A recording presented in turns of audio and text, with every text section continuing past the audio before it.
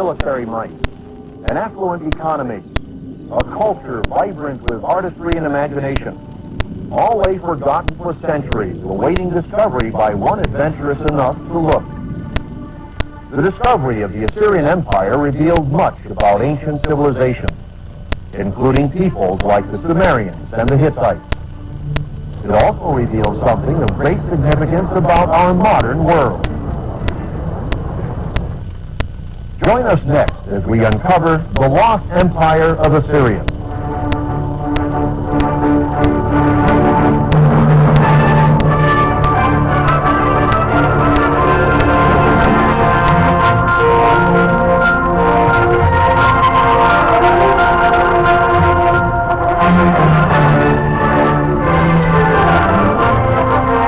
This week on The World Tomorrow, Richard Ames. Ancient Mesopotamia was the cradle of civilization, home to the Akkadians, the Sumerians, the Babylonians, and the Assyrians. They founded societies that date back to the beginning of recorded history. They are long gone now. Some of these ancient civilizations disappeared so completely that at one time historians doubted they ever existed. They assumed they were biblical myths and legends, figments of some ancient chronicler's imagination. This week on The World Tomorrow, we'll rediscover the lost empire of Assyria. Today we know, beyond all doubt, that these ancient people were real. How they were rediscovered is a fascinating story. What their discovery meant is perhaps even more significant. Mesopotamia means between the rivers, the part of the Middle East that lies between the Tigris and the Euphrates. Most of the land is today part of the nations of Syria and Iraq. Southern Mesopotamia is semi-desert, but when the waters of the Tigris and the Euphrates are tapped for irrigation, the soil produces an abundance of crops. It was here less than 6,000 years ago that mankind first developed a settled and literate society, the basis of civilization today. Recently, The World Tomorrow was given rare permission to send a camera crew to videotape the actual sites of these ancient societies. The ruins of many of these cities still dot the Mesopotamian plain. Each of the ancient civilizations of Mesopotamia flourished for a while, but all eventually declined. Slowly, the desert reclaimed once carefully tended fields. The old cities crumbled into ruins. In time, all traces of the once thriving societies vanished beneath the relentless sand. For centuries, they lay abandoned. Only the remnants of the pyramids, or ziggurats as they were known, were left, along with the piles of baked mud bricks and a few broken pots and ornaments. Yet these lonely mounds were once the centers of lively civilization. The Assyrians were one of these ancient civilizations. The Old Testament tells us that these were the people who took the Israelites into captivity more than 2,500 years ago. But the Assyrians seem to exist only in the pages of the Bible and in classical literature and Arab traditions. The Old Testament of the Bible claimed that the Assyrian kings challenged the rulers of Israel and Judah. The second book of Kings tells how they invaded the Promised Land and took the people of Israel into captivity. The names of the Assyrian leaders, Tiglath-Pileser, Sargon, Shalmaneser, Sennacherib, and Ashurbanipal, once struck fear into the hearts of ancient Israel and Judah. But there wasn't a shred of evidence that these rulers had ever lived. No contemporary records had ever been discovered that would confirm the Old Testament. But in the last century, all this changed. Archaeologists began to make discoveries that put an entirely new light on the biblical record. What they found dramatically confirmed that Assyria was indeed one of the great empires of the ancient Near East. Today, we have no doubt. We have in our great museums the evidence of the power and might of these ancient warriors who stormed into the pages of the Old Testament nearly 3,000 years ago. We know about them because of finds like this. The great alabaster winged lion, now on display here at the Metropolitan Museum of Art in New York. It once guarded the gate of the palace of Ashurnazarpal II. Ashurnazarpal was king of Assyria in the 9th century B.C., ruling from the mighty city of Kala, today called Nimrud, on the Tigris River. Kala was one of the great cities of the Assyrian Empire. It was built on a plateau on the eastern bank of the Tigris. It held a commanding view of the surrounding countryside. Kala is listed in the book of Genesis as one of the cities founded by Nimrod more than 2 centuries before the birth of Abraham. Like most of the cities of the ancient world, Kala was destroyed and rebuilt many times. In the 9th century B.C., the Assyrian king Ashurnazarpal II chose Kala as his royal seat and military capital. He and his son, Shalmaneser III, built Kala into a magnificent city. Defensive walls surrounded 900 acres of parks, palaces, temples, and gardens. The permanent population may have been as high as 63,000. Kala was destroyed in the late 7th century B.C. The site was virtually forgotten until it was rediscovered over 2,400 years later. The excavations of pioneer archaeologists like Austin Henry Layard began to bring the treasures of the lost Assyrian Empire to light during the 1840s. Today, the palaces of Ashurbanipal and Shalmaneser have been excavated and partially restored. The kings ruled the world from these rooms. Here they received the tribute of fallen nations and planned further conquest against those who would not submit. It was probably here that the fate of the kingdom of Israel was sealed, as the decision was made to deport the inhabitants to other parts of the empire. The throne rooms were lined with carved and painted bas-reliefs on which the emperor recorded his exploits. Many of these were taken from Kala by the archaeologists who first explored these sites. These bas-reliefs from Kala are now on display in the British Museum in London. The colorful paint is faded, and the carvings are often chipped and broken. But even today, far removed in time and distance from their homeland, they show the conquering might of the Assyrians and the fate of those who opposed them, the long lines of hapless captives being led into exile. One of the most important exhibits is this stone monument known as the Black Obelisk. It was found at Kala. It shows 5 rulers of conquered territories bringing their tribute to Shalmaneser.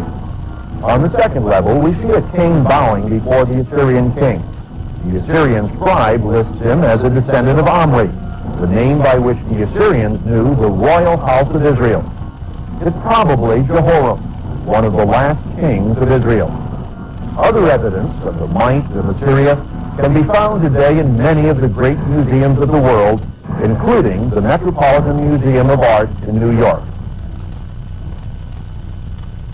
When you stand next to this great statue that once guarded the Assyrian king's palace, or examine over here the carved bas-reliefs that so carefully recorded their exploits, it's hard to believe that scholars once doubted that some of these rulers existed. At first, the pioneer explorer Austin Layard had thought that Kala was Nineveh, that great city to which the reluctant prophet Jonah was sent. But when Layard realized his mistake, he turned his attention to 2 mounds across the river from the modern city of Mosul. The larger, known as Puyunit, meant a place where sheep feed. The other, Nebu Yunus, according to local tradition, was the tomb of the prophet Jonah. The local people said these mounds contained the remains of buried cities. Others had explored the mounds and found nothing on the surface. But in 1847, Austin Layard began to excavate the mound of Puyunit and almost immediately was successful. His workers found the remains of temples and palaces. Layard soon realized that he had discovered Nineveh. He found the remains of a large city with defensive walls, more than 7 miles around, enclosing an area of 1,800 acres, huge for a city of that time in history. Today, those walls have been partially rebuilt using the original stone. This was the great city that the biblical prophet Jonah had come to in the mid-8th century B.C. He warned the inhabitants of Nineveh that God would overthrow their city unless they changed their ways. We know from the Bible that the people did change from their violence and evil ways. and the city was spared in Jonah's day. Then later on, Nineveh eventually replaced Kala as the capital of the late Assyrian Empire. Sennacherib, the Assyrian leader who besieged Jerusalem in the time of the prophet Isaiah, built himself a great palace here. Today it's in ruins. Although many of the great bas-reliefs are in the British Museum, the ruined throne room still contains the shattered remnants of this great king's authority and power. Sennacherib's grandson, Ashurbanipal, also built a palace in Nineveh. He is known to have been one of Assyria's most forceful rulers, but he was also a lover of books and learning. He sent scribes throughout the empire copying and translating all the historical, scientific, and religious material they could find. Ashurbanipal seems to have taken as much pride in his intellectual achievement as he did in his conquest. He wrote in his chronicles, "I, Ashurbanipal, learned the art of writing on clay tablets. I read the beautiful clay tablets from Sumer, and the obscure Akkadian writing, which is hard to master. I had my joy in reading the inscriptions on stone from the time before the flood." He preserved these precious records in the Royal Archives in Nineveh. Later discovered the remains of this library in 1853. He brought to light thousands of clay tablets inscribed in the strange cuneiform writing of the Assyrians. Today, the Assyrians are among the best known of the people of antiquity. We can view their art and read their poems and literature. We know how they lived and how they worshiped. We also know of their wars, their conquests. These then were the Assyrians. They were ruthless, efficient, cruel to their enemies, but also the builders of a remarkable civilization. The Bible tells us that they became, in the words of the prophet Isaiah, the rod of God's anger, a nation used to punish the people of Israel. For a while, the Assyrians were the masters of their world. To their captives, they must have seemed unbeatable. This bas-relief shows King Ashurbanipal's forces assaulting a city using a siege machine which looks amazingly like a modern battle tank. The Assyrians must have thought that their military might would keep them in power forever. But history and the Bible tell another story. About a century and a quarter after Jonah, the Bible shows that God spoke to Nineveh through another prophet, Nahum. At this time, the Assyrians were still masters of their world, but Nahum prophesied that their days were numbered. His words are preserved in the short Old Testament book named after him, the Book of Nahum. In 6 remarkably detailed prophecies, he showed how the pride of the great city would be broken forever. We'll look at these fascinating prophecies and how they were fulfilled in the second half of today's program. Right now, I'd like to offer you this free booklet, Introduction to Prophecy. If you've ever wanted to understand the prophetic books of the Bible, you'll find this booklet very helpful. It takes you step by step towards understanding what they're all about. Introduction to Prophecy will help you begin to gain a new perspective on the past, the present, and more importantly, the future.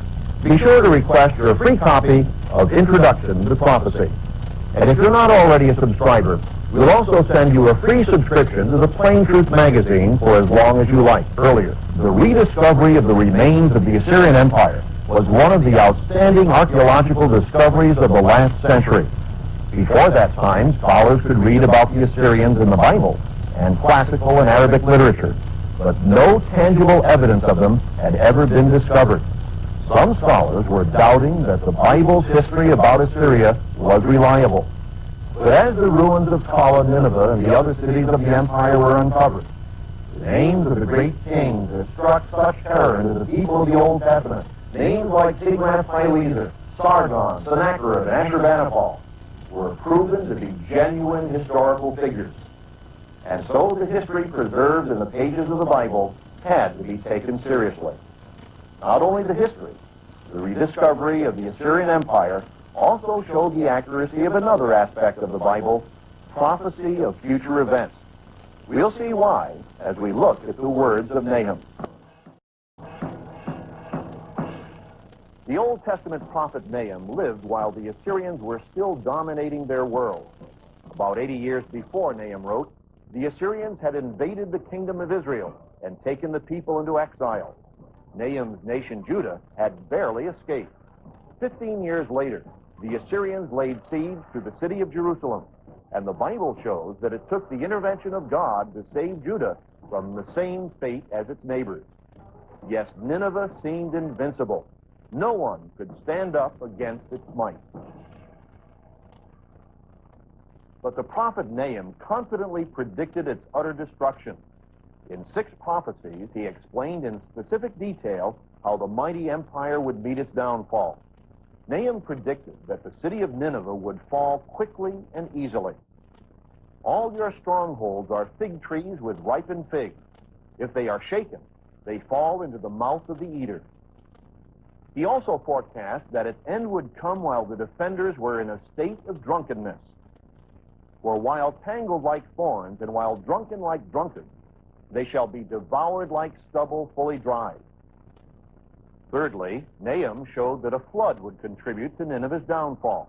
In chapter 1, verse 8, he wrote, "But with an overflowing flood, he," that is God, "will make an utter end of its place." And in chapter 2, verse 6, "The gates of the rivers are opened, and the palace is dissolved." Next, Nahum showed that the proud city would burn. "Fire shall devour the bars of your gates."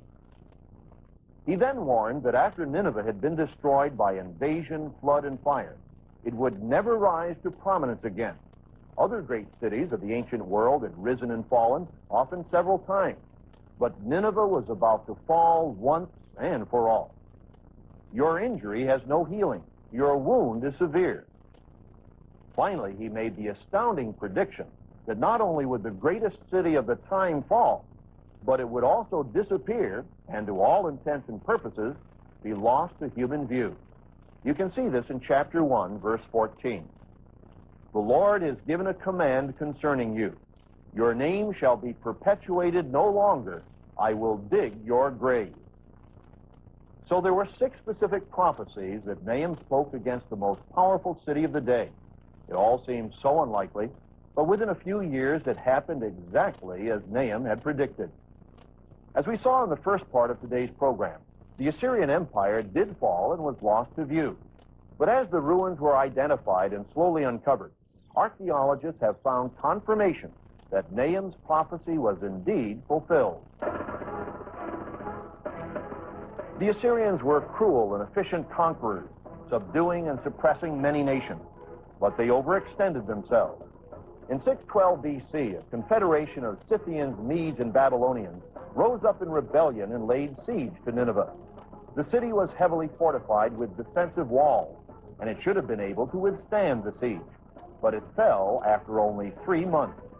Lesser cities had been able to hold out for years, but Nineveh fell to its besiegers suddenly and dramatically, like an overripe fig falling from the tree, just as Nahum had predicted. Why did Nineveh fall so quickly? The classical Greek historian Diodorus of Sicily wrote that the defenders camped outside the main walls became overconfident. Their enemies had not been able to force them to withdraw behind the city's defensive walls. Their commanders, during a drinking bout, let down their guard, allowing the enemy to break through their camp defenses. Remember, Nahum had predicted that the city would fall while the defenders were drunk. Even so, with the outer defenses breached, Nineveh had many fallback positions. The Assyrian forces were able to regroup within the perimeter walls, but now nature intervened. Diodorus wrote, "After heavy rain, the river broke down a distance of the city walls. Besiegers, learning of the break in the walls, attacked." Archaeologists have found a layer of sand and pebbles a few feet below the surface, evidence of the sudden flood that undermined Nineveh's defenses. Once again, Nahum's words were fulfilled. Nahum also predicted that the city would burn. Listen to this report from M.E.L. Malawan, leader of an expedition to Nineveh about 40 years ago. "The condition in which we found the throne room was a dramatic illustration of the final sack. The wall plaster had been packed hard and burnt yellow by flames, and then blackened by soot, which had penetrated into the brickwork itself. The intense heat had caused the south wall to bend inward, and the floor of the chamber itself was buried upon a great pile of burnt debris over 1.5 meters in depth, filled with ash. And so, as Nahum predicted, the greatest city of its time had been conquered, never to rise again. And the palaces, courtyards, and gardens fell into ruin. Soon, all that was left to show where proud Nineveh had been were the shapeless mounds by the Tigris River, until it was rediscovered in the 1840s. As I said earlier, so total was Nineveh's downfall that until then, some scholars doubted it had ever existed. But now we know better. Those ancient mounds, all that remained of ancient Nineveh, have told us something important about history and prophecy. The story of Nineveh, as recorded in the scriptures, in history, and in the archaeological records, shows us that the Bible can be trusted. Twice, God sent his prophets with a warning to Nineveh. The Bible tells us that the Ninevites listened to the first prophet, Jonah, and changed their ways. But their change of heart didn't last. A century and a quarter later, God sent a message through Nahum that Nineveh's days were numbered. Within a few years, once proud Nineveh was reduced to desolate, fire-blackened heath. There are some profound lessons we can learn from the lost empire of Assyria. The rediscovery of Nineveh, Kala, and other Assyrian ruins confirmed the historical accuracy of the Bible. Time and time again, the Bible has been doubted, questioned, even ridiculed. But when the evidence is in, we find that it was right after all. We must learn to respect this ancient book, not only for its teachings and its histories, but also for its prophecy. It's often been said that the moral teachings of the Bible are timeless, and obviously the history that is recorded in the Bible occurred as a lesson for us. But what about prophecy? Prophecy could be described as history written in advance, sometimes far in advance. Nahum's prophecy against ancient Nineveh was fulfilled fairly quickly, within 25 years, in fact. But many other prophecies took longer. Daniel, for example, looked down through the ages, and he outlined the rise and fall of the empires that would come in the centuries after Assyria's fall. History shows that these prophecies were also fulfilled one after another. Eventually, all prophecy becomes history. For example, the prophets predicted, centuries before it happened, the life and death of Jesus Christ. They foretold his resurrection, and even more significantly, his return. I say even more significantly because his return, as predicted in the Bible, is an event that has not yet occurred. And that means that not all prophecy has been fulfilled, even today. It's important to realize, then, that the words of the prophets have a message not just for the ancient cities of antiquity, but for our modern age as well. In the years ahead, these prophecies will begin to become history. But as they do, they will affect you and me, because many prophecies are directed not just at one city or one region, but toward every person on earth. The message of the Bible is powerful, and it's not just for the inhabitants of ancient cities long ago, but for us and our global society in this modern age and in the years to come. To help you better understand prophecy, I'd like to offer you today's free literature, this booklet, Introduction to Prophecy, and the Plain Truth magazine. This informative booklet is designed to help guide you through the first steps in understanding prophecy, even if you've never really read the prophetic books of the Bible before. Today's free literature, this booklet, Introduction to Prophecy, and the Plain Truth magazine. We hope to see you again at the same time. Thanks for being with us today. I'm Richard Ames for The World Tomorrow.